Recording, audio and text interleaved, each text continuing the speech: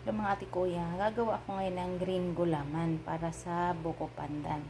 So ito lang ginamit ko na brand.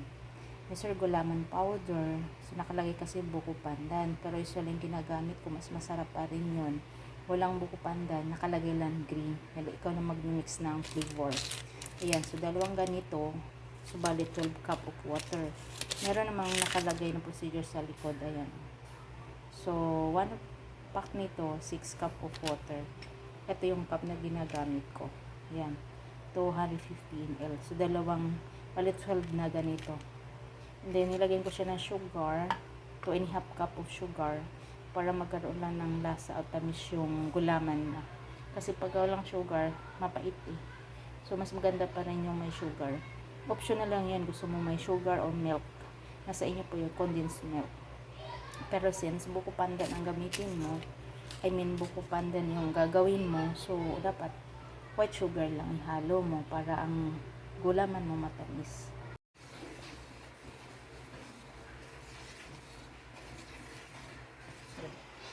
Pinlagyan mo lang ng sugar.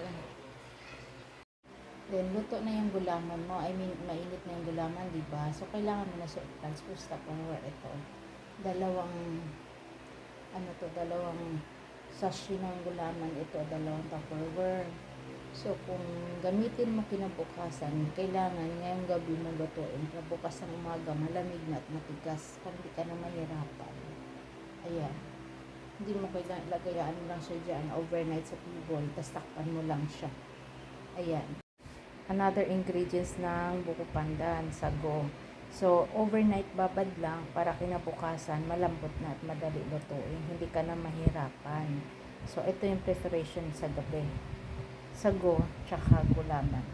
Ayan, nakaprepare para bukas yan ng umaga. Hello mga ate mga kuya, ito po yung sagong binabad ko kagabi. Niluto ko na.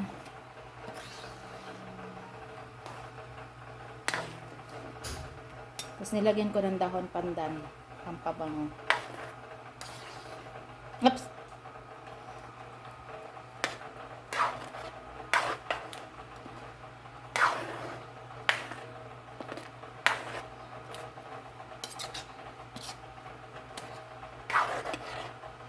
Sayaan mo lang siya maluto. Pagka nag-brown na, ibig sabihin luto na. Mga ilang minutes na lang ito. Pwede na tanggalin.